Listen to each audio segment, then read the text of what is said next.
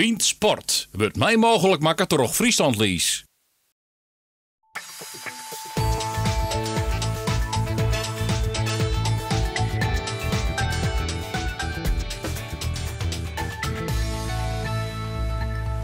Er moeten kritische noten krijgen worden. Want hoe krijgt Cambuur de verdediging waaronder praat? En had Heerenveen eens net een spitsenprobleem?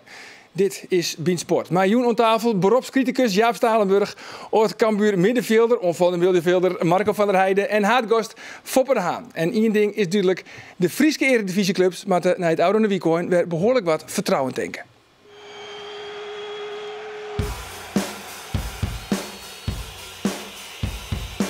PSV op 0-1 en Cambuur staat weer achter. Hoese, ja, Hoese! Nou! Wat een mooie treffer. Terwijl daar de gesprekken wat pittiger en wat minder vrolijk zijn. Die bal had Zijnstra gewoon moeten hebben. Zo doet Heerenveen opeens weer mee. Ja, de goal van Simon Tern, Foppe de Haan. Misschien wel het jinnige jochtpuntje in die wedstrijd. De goal van Tern. Win je extra schrokken van hoe slap Heerenveen het aanzetten in de noordelijke twastrijd? Ja, ik moet zeggen, ik heb het net jongen. Oh, daar ben je echt geschrokken. Jawel, ik heb de jongens de samenvatting jongen. Want ik moest naar Droge Ham, naar het concours, hiep ik. Weer trouwens, ik fantastisch. Prioriteiten? Ja, prioriteiten. Paarden, ja. De rijpaard. Ja, nee, maar dat had ergens anders mee te maken. Maar het was wel prachtig.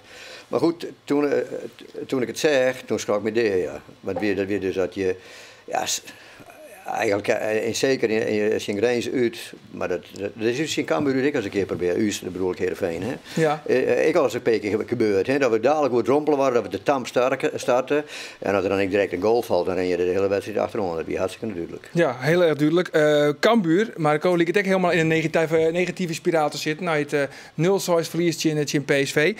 Maar voordat we verder gaan over Cambuur, eerst eventjes, dat was zo zist de komende weekend wel eens wat vaker onskomen, hier bij Bient Sport. En voor de meesten die denken van Marco van der Heijden, waar wie dat ekker weer? Even in het archief, even een doelpuntje. Altijd leuk, toch? Zeker weten. Waar is dit, Marco? Ja, VVV. Play-offs. Om promotie. Ik stond er net 12 seconden in, geloof ik. En toen kreeg ik die bal van mijn voeten en toen tikte ik hem binnen. Kijk eens aan. Dus dat was wel een mooi moment. Alleen, de VVV die kwam nog terug, of die won nog met 4-3 in de laatste. Oh, dat is altijd jammer. Dat is altijd jammer. Dus daar word ik nog wel eens, ze weten het wel wakker. Ja, dan heb ik nog actiebeelden van Dijsjoe zocht. Nee, niet te vinden. Sorry Jaap, sorry. Hey, maar even het moment van die wedstrijd van Cambuur en PSV. Wie natuurlijk de handsbal van Sander van der Streek. Nog even, Sjen. Wie dit hands? Wat voest jou? Ik vind het met hands sowieso wel heel lastig. Ik denk dat hij wel met zijn hand raakt. Ik denk niet dat de hand naar de bal gaat, maar wel de bal naar de hand. En ik denk dat de scheidsrechter hier oordeelt omdat het anders een schot op goal was geweest en dus misschien een doelpunt. Ja, maar eigenlijk is de vraag verkeerd, hè? Want het wie natuurlijk wel hands, maar de vraag is eigenlijk meer van wie het reert. Ja, nou goed. Ik heb het 4 keer teruggezien, ik heb het 5 keer teruggezien, maar ik vind nog steeds blijft het onbegrijpelijke beslissing vinden. Die bal die komt met 160 km per uur op je af. Ja, dan is het bijna een reflex dat wat Van der Streek doet. En denk ik, ja, om daar dan rood voor te geven, kom op zeg, scheids. Ja. Wat vind je zelf, Foppe? Ik vind het vierste bureaucratisch, mag ik zeggen. Exact. En ik vind dat in dit soort zaken, had Blom zeker, die had altijd de fluit te dicht bij de moelen. Ja. Dus hij reageert vierste snel. Hè? Ja. Dus als er wat afstand neemt, dan is dan ga je volle meer rust. En hetzelfde geldt met de kaarten. Ik vind helemaal niks. Ja, want een dag later, of nee, dit gebeurde op de Sneuntuin. Ja. Manje kwam echt de KNVB mooi een soort van uitlist van triple punishment, zat ze te nemen. Hè? Want ja, dus 3 keer een straf en een rode kaart en een penalty en een schorsing. Ja, dat vinden ze eigenlijk wat te zwier. Maar vervolgens krijgt hij wel een schorsing. Ja, maar dat is weer een andere commissie. Ja. Ik krijg jij dat ze de juiste jongen Hennewes binnen. Nou, ik weet precies hoe die het. Daar komt ze hoogst gefrustreerd bij. Dat denk je van, wow, ik word er door wat kapot. Mislukte kantonrechters, hè, Foppe? Ja, dat is echt verschrikkelijk. Dat is echt verschrikkelijk. Dus die verplaatst zich helemaal niet in. Dat ben je spulmeesken. Dat ben juristen. En die komen uit een hele andere wereld. En die lezen de reglementen ernaast. Nou ja, op basis van reglementen ga je natuurlijk best wel gelijk. Maar ja, geen gelijk, want spul is heel los. Ja, ik wie van de morgen op de training bij Cambuur. Nou dat zijn terecht punten aan, we kunnen erom lachen. Maar zie je dat ook op dit moment niet bij vrijwel alle scheidsrechters in de Eredivisie, dat ze zo fluiten? Een enkele uitzondering. Maar dat had een maatje met beoordeling, denk ik. Dus ze fluitje, hun carrière is belangrijk, want ben ik full profs worden. Dus dat betekent van, als ik afval, dan heb ik echt een probleem. Dus ze willen onder de beginvoorwaarden afvallen. Dus je persoonlijkheid wordt altijd een beetje inknepen. Of je bent hartstikke goed, je bent Kuipers. Dat staat erboven. Ja. Want dan ben je gewoon goed en dan ben je vrij. Ja. Maar ze zijn lang net vrij genoeg. Ja, je zou kijken van de Cambuur is waarschijnlijk zwier frustreerd. Nou, ik wie van de mannen op de training, dat ben ze ook. Ja. Want ze hadden absoluut een beetje in de maling eigenlijk een beetje. Want Kevin Blom, waar het oproepen als Tjoegen, kwam ik nog eens een keer 10 minuten te let. En ze wouden eigenlijk net reageren, maar gelukkig is Henk de Jong dan toch nog zo sportief om met mijn reactie te komen.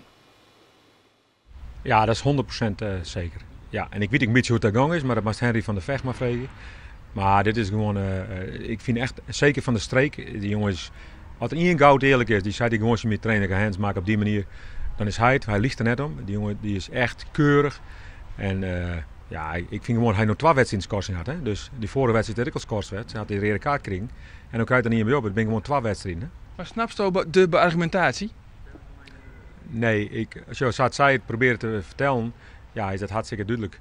Maar het is net zo duidelijk wat het is. En, alleen hebben we het net een sjoerd. Ik denk dat ze ook anderen in bescherming nemen. Ja, dat wie Henk de Jong, die vindt echt dat Cambuur echt zwier onriocht ondien is. Nog eventjes, wat ook komt te werden vervangen, Marco. Nou, met Van der Streekje er dus uit. Er wordt Jack Byrne. Kennen we die trouwens? Ik ken hem nog niet. Ik heb hem nog niet zien spelen. Dus ik ben heel benieuwd. Ja, ik ken hem ook. Ken je hem? Nee. Jack Byrne?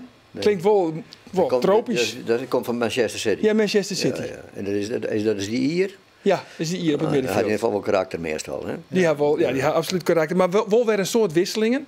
Dat is toch wel een beetje inherent om Cambuur aan het begin van dit seizoen. Is dat ook de reden waarom Cambuur nou al 20 doelpunten krijgen heeft?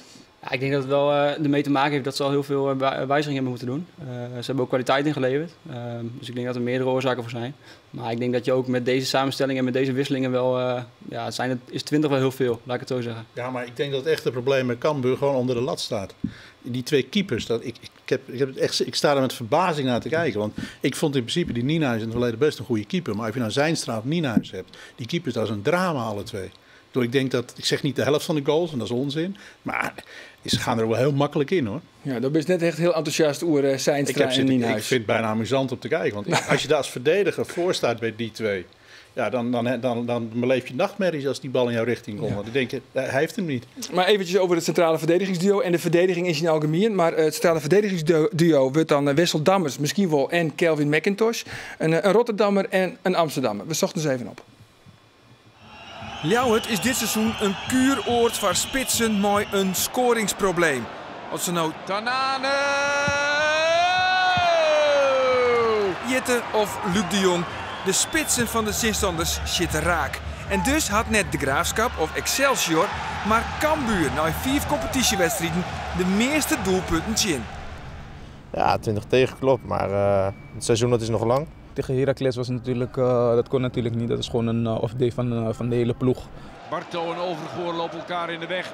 En Weghorst op weg naar 0-5. Nog eens. Ja, daar is hij dan. Daarna krijg je Vitesse, ja, weet je, die mag je verliezen. Heb je PSV, ja, dat is ook niet gek als je die verliest. Cambuur zit echt in de hoek waar de klappen vallen. Het wordt zelfs door Locadia 0-6. Wessel Dammers is een nij gezicht in de verdediging. Dammers is hier van Feyenoord en vormt de Jeremy Amsterdammer Kelvin McIntosh het centrale verdedigingsduo. Nou ben jij spits geweest. Ja, dat klopt, ja. Dus jij weet precies wat verdedigers vervelend vinden? Ja, dat weet ik, ja. Dat weet ik. Noem eens wat. Nou, dat was ervoor staan en keihard met je achterste op zijn voeten staan. Ja? Ja, dat was het meeste wat wel gebeurde, ja. Ja, wat doe jij dan, Kelvin, als dat gebeurt? Geef ik een knietje of elleboog of in het volgende duel gewoon naar hard ingaan. Ja, maar ik heb soms het idee van, het mag misschien wel ietsje harder. Ja. Ietsje gemener. Dat zul je altijd horen als je 20 tegendoelpunten krijgt. Maar natuurlijk, als verdediger moet je ook gewoon soms aan de noodrem trekken. Want hoeveel gele kaarten heb jij nu, dit seizoen? Ik heb er nu volgens mij al 2. Dus daar ligt het op zich niet aan. Morgen komt FC Twente op visite. En onder het centrale duo de taak om ervoor te zorgen dat de spits van de Tukkers met een pesthumeur de bus weer instapt. Hoe heet die spits ook alweer van Twente? Dat was een moeilijke naam. We hebben hem vanochtend wel gezien. Oleitan is dat zo? Oleitan, ja. Ja, dat was hem, ja. Die scoort niet, hè? Die mag niet scoren. Zaterdag niet, nee. Ja, vol zelfvertrouwen en Wesseldammers. Maar wat Cambuur hem zwaar gemaakt dit seizoen? Ja, dat lijkt me wel. Er zijn natuurlijk steeds goede verdedigers weggekaapt. En ik vind wat er nu opgesteld kan worden is wel echt beduidend minder. Dus ik denk wel dat ze zich daar zorgen over moeten maken. Cambuur heeft een heel groot voordeel. Dat is dat de Graafschap waarschijnlijk heel lang op 0 punten blijft staan. Daar kiezen net voetballen. Nee, dat is echt het slechtste wat ik de laatste 10 jaar in de Eredivisie heb gezien. Maar ik denk dat ze lang rechtstreeks de degradatie hoeven ze niet bang voor te zijn. Maar ik vrees wel dat ze nog even wat spannende wedstrijden krijgen tegen clubs in de Jupiler League om te overleven. Ja. Dan even naar Heerenveen. Heerenveen heeft zelfs een verliezen met prachtige spitsen. Ik neem er een paar. Van Nistelrooy, Huntelaar, Afonso Alves. Mijn favoriet. Wat is jouw favoriet uit het verliezen? De beste spits? Huntelaar? Nee, Ruud. Van Nistelrooy. Ja. Ruud van Nistelrooy. Ja. En dan vergeten we er nog in. Piet Keur. Piet Keur. Ja, toch? Piet Liekeur. Zien bijnamen. Van jochetje 93, onder jochetje 94, wie er onvaller bij Heerenveen. Ja, hem nog traint, hè? Ja, wie in de meet. Ja, dat klopt. Ik ben met Piet Keur naar de Eredivisie gegaan, volgens mij. Ja, mooi, echt een publiekslieveling wie het. Ja, Piet is een fantastische jongen. En die hoort van het leven, hè? Dat is wel heel helder. En, maar hij was gewoon een goede sportman. Hij was sterk, ongelooflijk sterk. En hij had een geweldig gevoel voor de goal.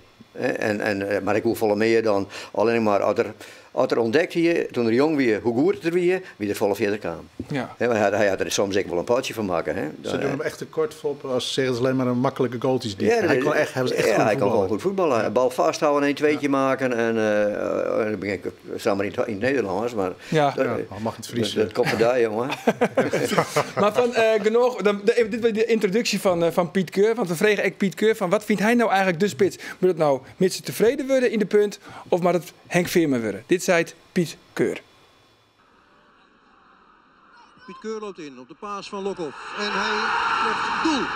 We zijn hier in Zandvoort, aan zee zoals je ziet. En hier ben ik geboren en getogen. Ik ben samen met mijn collega's de tent aan het afbreken langzamerhand. We moeten voor 1 november het strand af zijn. We zijn deze week begonnen. Je hebt zelf bij Heerenveen gespeeld. Ja. Hoe was dat? Ja, fantastische tijd. Ik werd gehaald als super sub. Opvolger van Kamataru. En dat was niet makkelijk natuurlijk, want die is publiekslieveling nummer 1 daar. Maar eigenlijk fantastisch jaar, 2 jaar gehad. Maar ja, het meeste is van hout. We noemen het ook oude vishut. Zo moet het lijken. Ja, het is gewoon fantastisch in elkaar zitten. Mensen hebben hier het idee altijd dat ze echt op vakantie zijn. Ik vind het, dat van vroeger beter, daar hou ik niet zo van. Ik weet wel altijd waar meer, hoe zeg je dat? Meer initiatief namen qua acties maken. Zo. Het is allemaal zo voorgeprogrammeerd. Balletje breed, balletje diep, balletje kaart. Flikker erop zeg. Ga eens een keer 3, 4 man voorbij. Doe eens een keer gek. Heerenveen is altijd een traditie natuurlijk met spitsen geweest. Ik bedoel, we noemen een paar namen op. Van Nistelrooy, Huntelaar, Alves. Oet nog. Kamataru en ik dan als pinchitter. We hebben nog Henny Meijer hebben we nog gehad. Noem maar op. Altijd goede spitsen gehad. En degenen die nu voetballen zijn ook 2 goede spitsen. Alleen ik denk voor hun heel wel moeilijk is om wie was laatst, Oet, om op te volgen. Beetje tevreden vind ik. Kan heel doelgericht koppen. Vind ik echt heel knap. En Henk Veerman is een echte gangmakerstormram. Hetzelfde wat ik een beetje vroeger had. Van als je erin komt, gebeurt er wat. Zoals ik er nu tegenaan kijk, zou ik beginnen met Mitchell Tevreden. En met de heer Veerman erbij als een soort pinchhitter. En als je met 2 staat, ik denk dat je dan heel gevaarlijk bent voorin. Ja, dat zei het Piet Keur. Maar wat is nou in jouw eigen de echte Heerenveen-spits? In zijn algemeen niet. Waar moet een Heerenveen-spits om voldaan? Ja, dan hebben we dus over de manier van voetballen. Ja, nou ja. Dat is een spits die jaren voetballen kan. Die dus ik neem het de kapstok. Dus dat je een bal op kwijt kan, die de bal vasthouden kan en wat er ook het team opsluiten kan naar voren. En dus waar omheen ik voetballen wordt, wat uitvleen die er heel aardig die en die ik nog, laten we zeggen, voor de goal gevaarlijk is. Dus meer dan alleen maar voor de goal. Dus dat hebben we in het verleden, bij al die spitsen, hebben we dat niet. En dat zijn geen jongens die alleen maar goals maken, maar ik jongens die heel aardig voetballen komen. Ik heb wel eens begrepen, van sorry ja. Is dat niet precies wat Tevreden tekort komt? Wat jij nu aangeeft als positieve punt.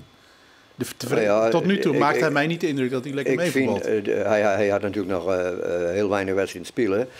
En als ik naar hem zorg, dan vind ik dat er een aantal dingen wel heel aardig kan. Voor de goal vind ik dat er een aantal dingen heel aardig kan. Maar in de opbouw doet er veel te weinig mee. We doen de veel te afwachtend. En daarin vind ik net dat er agressief genoeg is. En agressief bedoel ik net rennen, vleen en draven of knokken of zo. Maar even, er komt een bal, even waarom je de stappen rond. En dan stap ik er weer om, dan haast hem. En dan als hij hem dan ompakt, dan mag hem ik ha. Dan mag er iets in die zit van, deze bal is voor mij net inpakt hem. Nou ja, en dat had er wat minder. Dus dat maakt er, en ik denk dat, misschien had het wel, dat weet ik niet.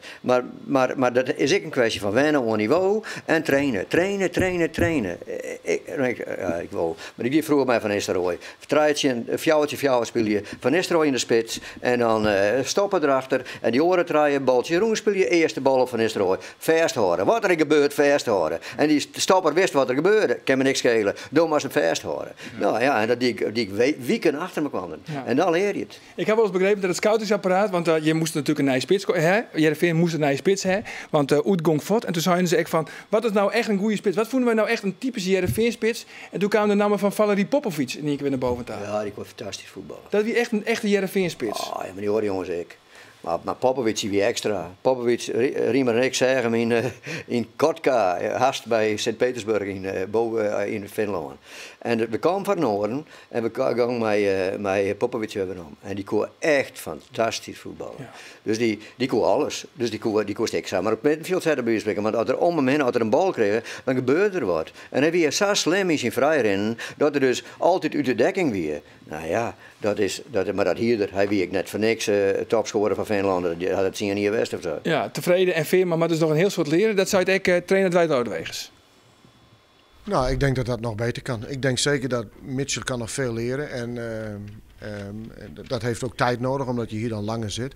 Maar hetzelfde geldt eigenlijk voor Henk ook. Want Henk die komt natuurlijk uit een hele andere situatie. Jupiler League, van de steiger af. En dat is het oude verhaal. Maar ja, die dingen moet hij nog steeds oppakken. En hij is wel heel gretig daarin, wil het heel graag leren. Maar daar kunnen we echt nog grote stappen in maken. En dat vindt hij zelf ook en dat vindt Mitchell zelf ook. Ja, beide binden dus nog net, zei Lodewegers. Volle belangrijker is natuurlijk van, komen ze er ooit? Ja, tevreden weet ik niet. Maar wat ik met Veerman vind, dat is bijvoorbeeld cultheld, dat is hij ook echt. Als die man, als hij al warm loopt, dan staan de supporters al rechtop. Dat is prachtig allemaal. Maar ik blijf het voor de subtop van de Eredivisie, want daar hebben we het met Heerenveen over. Vind ik het nog niet de gedroomde spits. Waar hij wel heel goed in is, wel een pinch hitter. Laatste half uur, laatste 20 minuten. Dat vind ik. Hij is, op het moment dat hij start, dan had ik denk ik dat hij een hoop druk had. En dan leefde hij er net aan. En dan houdt het zo'n hoop druk dat er het gewoon net brengen kan. Wat er had, zeg ik maar zeggen. Maar op trainen is er wel heel aardig. En op het moment dat er erin komt, dat erin valt. Dan gebeurt er wat. Ja. Want als ik totaal oors dan die oren, dan zet ze maar naast me kwam. Dan gebeurt er ook wel wat. Dus dat is wel aardig. Maar ze vinden allebei er net. We zijn allebei nog geen topspits. Dat is helder. Wat vind jij, Marco? Ja, ik vind wel inderdaad wat Foppe net zegt, dat ze als kapstok moeten fungeren. En dat is juist wat zij niet kunnen, vind ik. En dat kunnen ze misschien wel enigszins gaan leren door de vormen die Foppe omschrijft. Alleen dat is niet hun kwaliteit. En ik denk daarnaast ook dat ze niet echt typisch in het Heerenveen-spel passen wat ze nu willen spelen. Als je kijkt naar Larsson, die komt heel vaak naar binnen en die gaat daar voor zijn actie, wat hij hartstikke goed kan en dat moet hij ook blijven doen. Slagveer, die gaat heel vaak in de diepte, vertrekt hij naar de goal toe. Maar beide leveren heel weinig voorzet af en daar zijn zij juist hartstikke goed in. Dus wat dat betreft, dat wisten ze van tevoren dat ze met die buitenspelers gingen spelen. Dus in die zin vind ik de komst van Tevreden wel opvallend. Al is het natuurlijk altijd afhankelijk van welke alternatieven je kan halen. Ja, hij moet wel beginnen worden, dat is eigenlijk die verhaal. Ja, en dat is niet een goede spits. Hij is een heel speciaal type spits. Hij is een echte afmaker, hij is goed voor de goal, dicht in de 16. En hij is niet de speler die de rest van het team beter laat voetballen. Zoals Oet hartstikke goed deed, want die kon in de bal spelen, die kon ook in de diepte spelen, die kon ook dribbelen. Die maakte ook nog goals. Ja, en ik sluit niet uit dat hij net zo vaak gaat scoren als Oet. Alleen ik denk dat hij, als hij niet scoort, dat hij een stuk minder belangrijk is voor Heerenveen. Ja. In de wedstrijden dat hij niet scoort. Oké. Nou jongens, we hadden het nou toch over Henk Veerman. Dat brengt dus bij de quiz.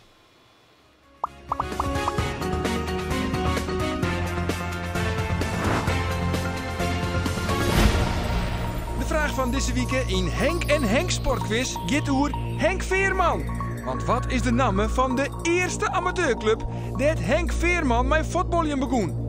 Is het A, RKAV Volendam? Is het B, De Wijdbroeken? Of is het C, Oranje Zwart? Mail je antwoord Favage naar biend@omroepfriesland.nl en win 2 kaartjes voor de wedstrijd Heerenveen Vitesse. Ja, vlug even googlen, dan kom je weer licht op het antwoord. De winnaar van Vriendenwieken is trouwens Melle Hielkema uit Hantum-Huizen. En hij krijgt het shirt van Cambuur. Mooi de handtekening van de beide trainers, Tas Stewart. Cambuur met mooi in Twente. Is het dan vooral zwaar dat Ziyech de bal net krijgt? Nou ja, ik geloof dat hij van de laatste 24 goals was 23 keer Ziyech erbij betrokken met een assist van goal. Dus dat zijn wel echt extreme statistieken natuurlijk. Dus ik denk als je hem kan uitschakelen dat het wel een hoop scheelt. Maar ik moet zeggen dat Twente wel behoorlijk wat goede spelers voor de rest nog heeft ook. Ja. Gutierrez is vind ik heel goed. Mokotjo, dus het middenveld zit goed in elkaar. Ja, Tapia is dan geblesseerd als ik het goed heb, dus dat scheelt dan wel iets. Maar, en ik vond ze bovendien ook een hele goede indruk maken tegen Ajax.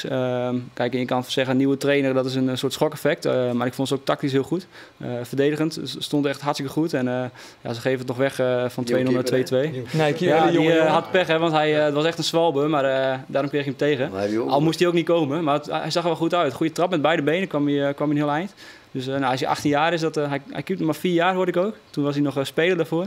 Dus wat dat betreft zit er nog wel potentie in, denk ik. Ja, en jij vindt maar vanzelf als ik Henk de Jong weer dan zoek, zeggen van geen vrije trappen en corners voor de teampartij. Nee. Wat goed, hè? Nee, want die ook die ingestudeerde bal tegen Ajax, dat was echt geweldig. Ja. Kijk, en het is natuurlijk mooi dat plan te bedenken, maar die uitvoering was ook nog heel goed. Die bal was super strak en dat schot was uit de draai nog keihard. Dus, ja, en jij vindt je in NEC, hoe scotten we dat in? Ze willen natuurlijk revanche na het ejecting race. Ik vind dat ze dat winnen moeten. Gewoon winnen. Ja, dat is de makkelijkste die daar. De makkelijkste? Nou, ik denk dat, luister, ik heb dat NEC, ik vind NEC, die staan nu, ik vind het eigenlijk geen geweldige ploeg. Oké. Ik vind wel een hele goede trainer, Faber, die zijn ploeg wel goed neerzet. Ik heb in de Jupiler League wel eens tegen Eindhoven gespeeld en dan was het echt tiki-taka wat ze lieten zien onder Faber. En dat was echt heel speciaal wat ze deden. Precies. Dit is nou een ploeg die beter speelt door een trainer. Alleen het is wel zo dat ze tot nu toe nog heel weinig hebben gecreëerd aanvallend. En verdedigend vooral goed hebben gedaan. Ja, 2 goals zelfs. Hè? Ja. 2 keer de 1-0, dus ook 2 keer gewonnen. 2 keer voor. Alleen, ze hebben eigenlijk het grootste talent daar zit op de bank, dat is Faber. Want die komt nog een keer bij een topclub foppen. Nou, vanzelfs toch wij op de radio live verslag van de beide wedstrijden. Joen van 8 uur oud door collega Roelof de Vries verslag van NEC in Sportclub Heerenveen. En morgen dan hoort Geert van Tuin Jo van Jelverson op een hichte van Cambuur in FC Twente.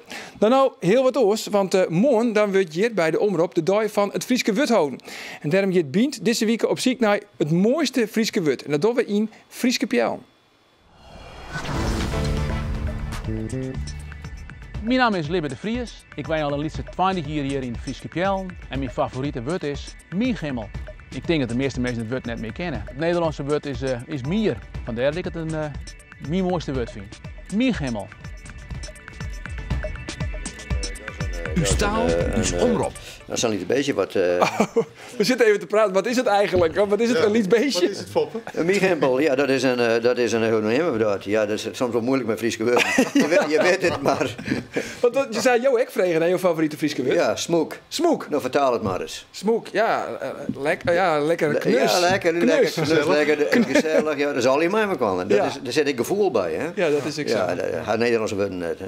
Foppe, zit Heerenveen er op dit tijd beter voor dan vorig seizoen? Nou, als het elftal troljacht is, dan vind ik dat het voetbalvermogens, ik zou maar zeggen. Dus de technische kwaliteit en dat is denk ik wat omheen gegaan. Maar ik vind dat we wel kwetsbaar zijn. We zijn voorin kwetsbaar, we hadden die drie spitsen. En wat erachter zit, dat is, als er niet voortvalt, dan is het net goed genoeg, denk ik. Dat is achterin was, maar er zijn wat ongelukkig met blessures. Dus Joost van Aken die nog wel een heel schap met mij doet en die speelt, dan is het achterin alweer, denk ik, heel oors. We gaan een goede keeper krijgen.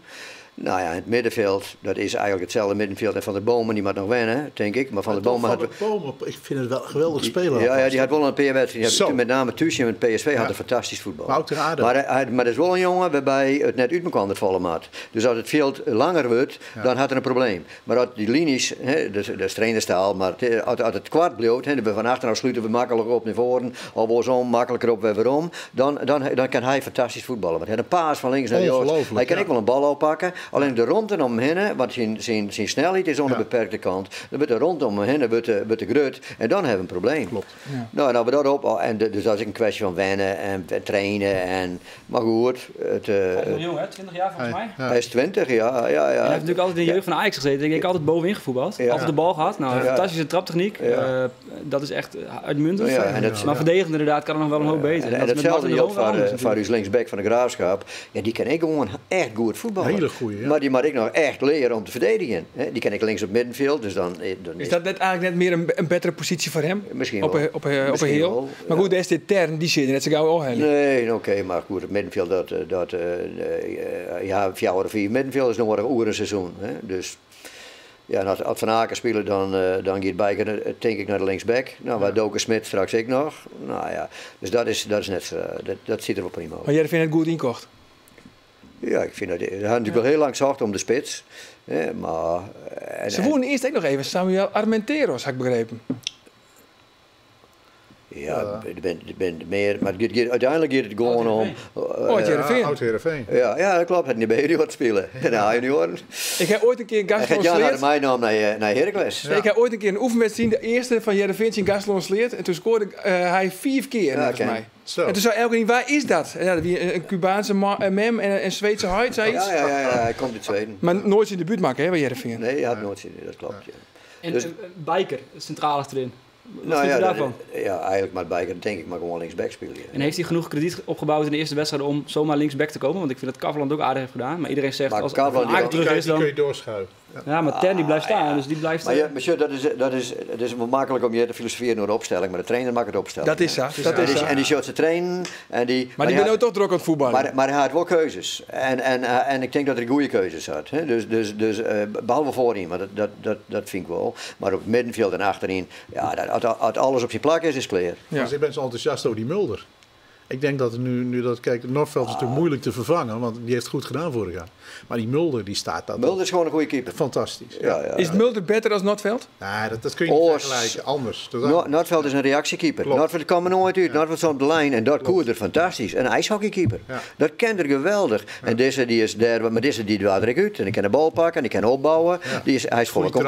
Ik denk niet trouwens, het opbouwen. Was nee, die in de bal weer waar. Ja, maar tegen PSV wel. Ja. Maar voetballend is hij beter dan Nordveld.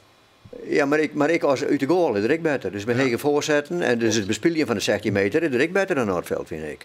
Nou ja, en hij kan alleen nog maar beter worden, denk ik. Het is gewoon een goede keeper.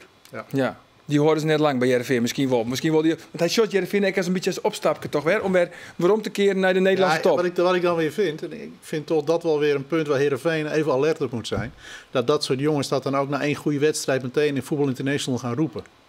Ik denk, ja, en ik heb het ook onze wereldspits tevreden in de interviews horen zeggen. Dat het weer een leuke opstap is voor terugkeer in de top.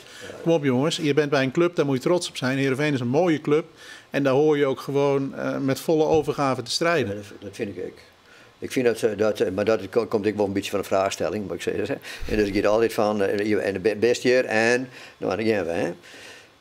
Hoe bedoel je dat? Op de website of ze vragen een hele suggestieve vraagstelling en dan geven ze een antwoord van ik heb ambities, ik zou graag ooit weer hoger op willen en dan staat er meteen Dus de journalisten hebben het weer die in. Het is beide. Soms is het beide. Nee, ik vind heel duidelijk, kijk, als je die vraag niet wilt beantwoorden, dan zeg je, joh, sorry, ik zit nu bij een hele mooie club. Kijk, er is ook 100 keer aan Foppe gevraagd, toen succes had bij Heerenveen, of hij niet naar Ajax moest of het Nederlands elftal. Foppe zei altijd, ik zit bij een mooie club, prima. Ik heb Van Nistelrooy, toen hij goed was bij Heerenveen, ook nooit dit soort antwoorden zien geven. Tevreden. Ik heb het eerste interview wat ik met hem las in Voetbal International. Toen was hij 2 weken bij Heerenveen.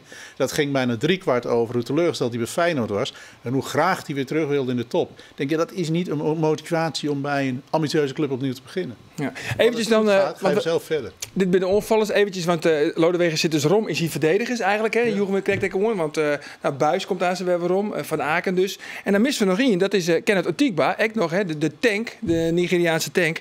Die verpietert wat op de bank. Het kwam echt net voor hem als een hele grote verrassing dat hij nou weer op de bank zit. Moest je in NEC, let we weer. Nee, ik ga niet spelen. Nee. Had je dat misschien wel een beetje verwacht? Ja, ik zie het al hoe het loopt. Nu vorig jaar en het vorige seizoen en dit seizoen. Dus natuurlijk wil ik altijd basis spelen, maar ik verwacht niet dat dit gaat snel veranderen. Nee, had je dat nu ook niet een beetje verwacht? Nee. Ik wel namelijk. Ja, ik heb van meerdere mensen gehoord, maar ik heb het totaal niet verwacht. Ja, hij koe ik vod, hè? Hij koe naar Ferencvaros. Wat vind jou, Foppe? Ja, wat zuinig. Nou ja, ik vind van Kenny, die ken ik al wat langer. Kenny had een paar dingen die hij goed kan. Hij is een van de betere verdedigers, vind ik. Dus hij kan hem kan goed. Hij kan goed koppen. Hij is snel. Hij kan ook nog wel eens een keer een goal maken. Dus hij kan wel wat. Ja. Nou, maar Dwight is een trainer die vindt dat er opbouwd wordt. Maar dat de bal op een bepaalde manier van achter naar voren moet. Dat is het recht van de trainer, vind ik. En Kenny had dat is iets wat Kenny net goed kan. En dus kiest hij voor een oor. Nou, als ik nou Kenny ook type weer, dat ben ik net. Maar dan ga ik trainen. Dan ga ik echt trainen. En dan ga ik er aan werken. En dan ga ik net zeuren, maar dat ze er net doorheen kunnen.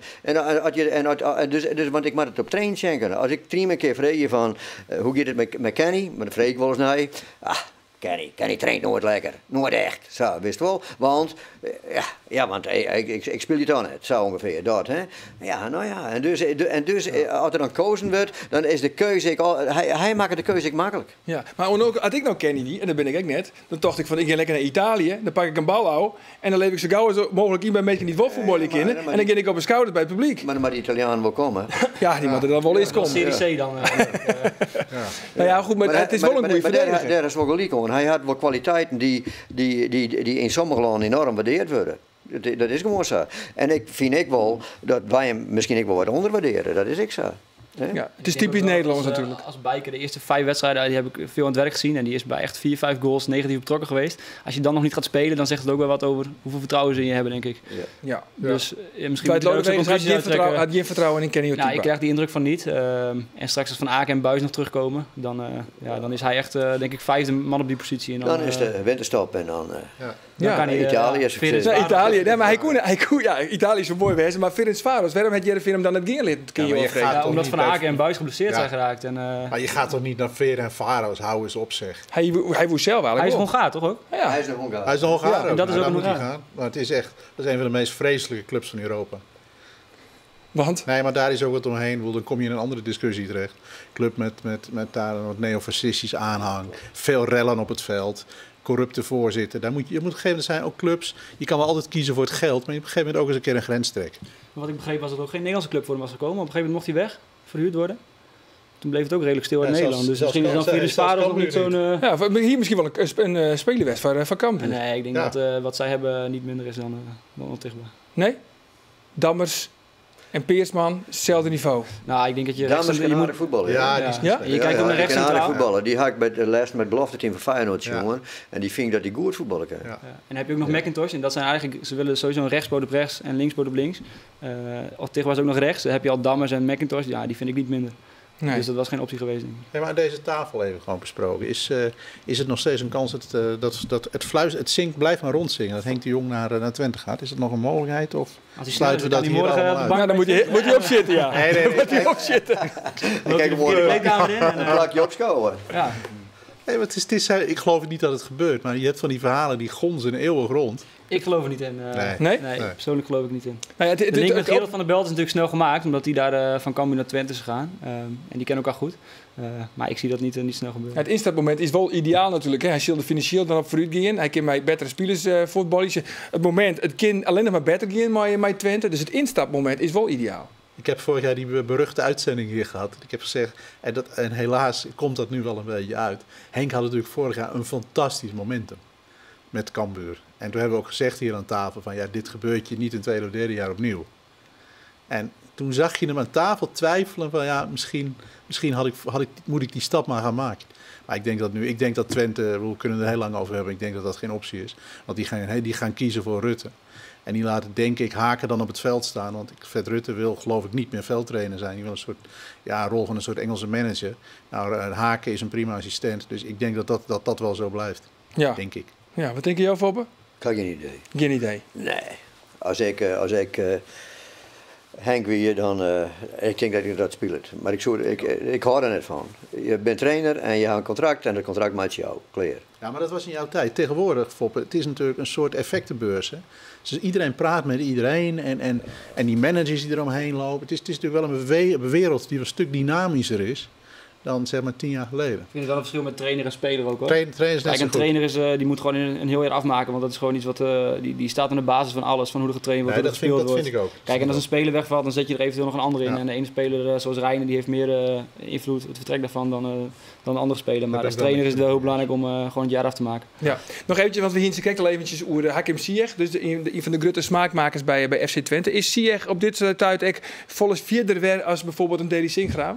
Ja. Hakim is vierder. Sinkgraaf kan ik heel goed voetballen, maar Hakim is volle beslissender. Ja. Het verhaal van die zoveel passes, zoveel goals, assists en de goals die er maakt. Ja, Hakim kan gewoon, dat vond Buus ik al, kan gewoon hartstikke goed voetballen. En Hakim moet nog wel leren van wat het betekent om elke week echt onder de bak. Dus echt wat het betekent van je team. Hè. Dus hij is een aanvoerder. En dus dan moet je soms ook wel eens dingen doen die je net leuk vinden. Hè. Hakim is goed aan de bal, mag graag de bal hebben. En zonder bal doet het volle minder. Nou, dat moet je ook leren. Want het in het huidige voetbal kennen het gewoon net oors. Nou, en dat is een kwestie van trainen. Maar ken hij fysiek vooral ook al een boeteloze competitie? Nou, dus ja, hij had wel het vermogen om zich heel snel aan te passen. Ja. Dus dat is een soort talent. Hè? Dus bij sommigen die hebben een hele tijd nodig, maar deze die denk ik altijd ergens op een hoger niveau, dan doet er binnen no time, doet er mij, denk ik. Weet je wat ik een beetje met hem opvallend vond met de start van Twente? Twente begon natuurlijk met die ellende rondom Schreuder. Ik vind nog steeds dat daar supporters echt bijna met terreurachtige wijze mee omgegaan zijn.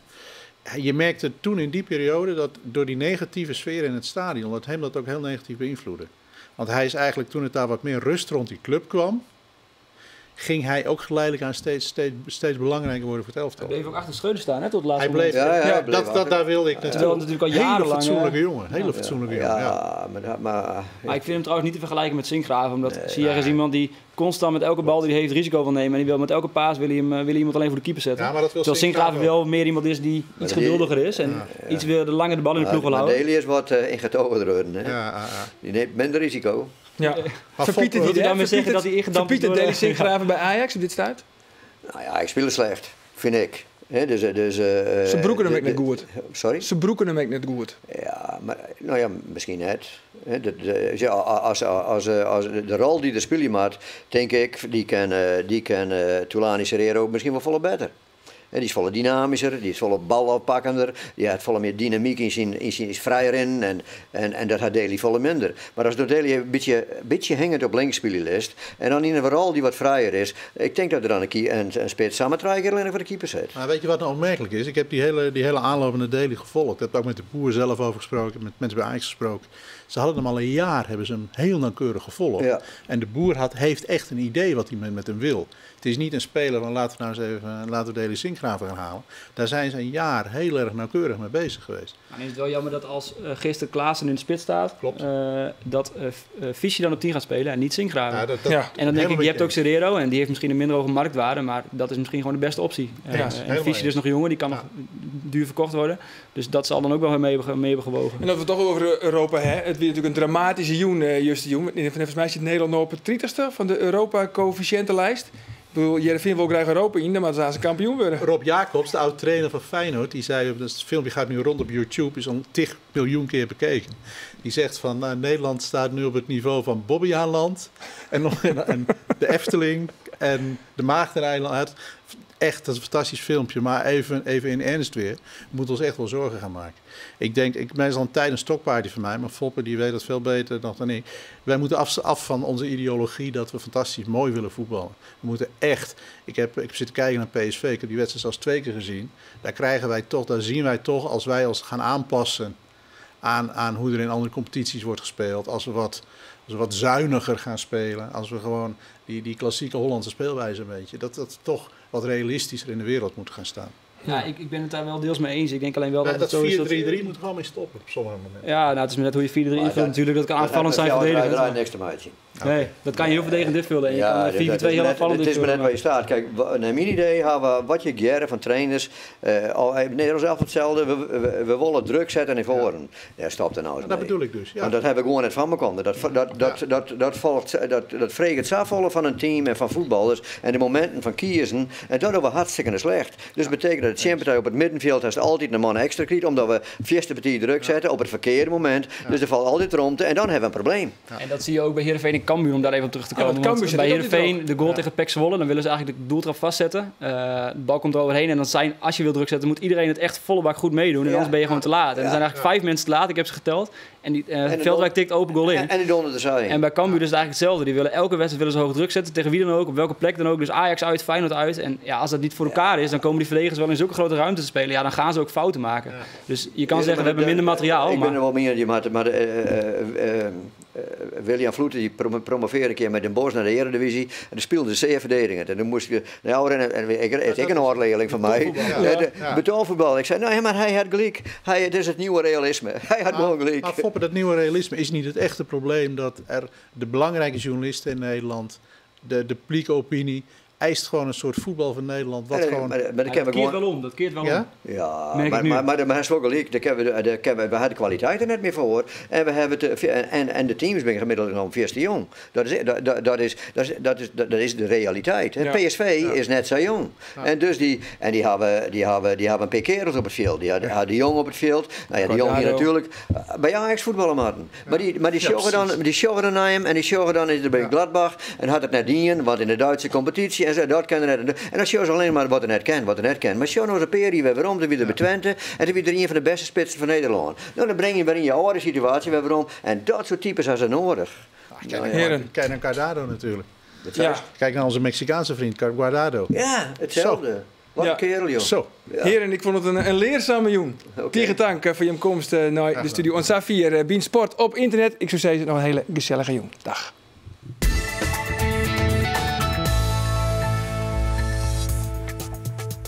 NEC, Heerenveen, Twakkeliek. Die zijn beide wat lieke sterk. NEC thuis, dat werd een hele dabber. Wat fijn. Ik hoop dat ze gelijk spelen. Daar ben ik wel tevreden. En Joke? Nou, ik net. Dan ben ik net eens. Bean Sport, waar het mij mogelijk maakt door Friesland lies.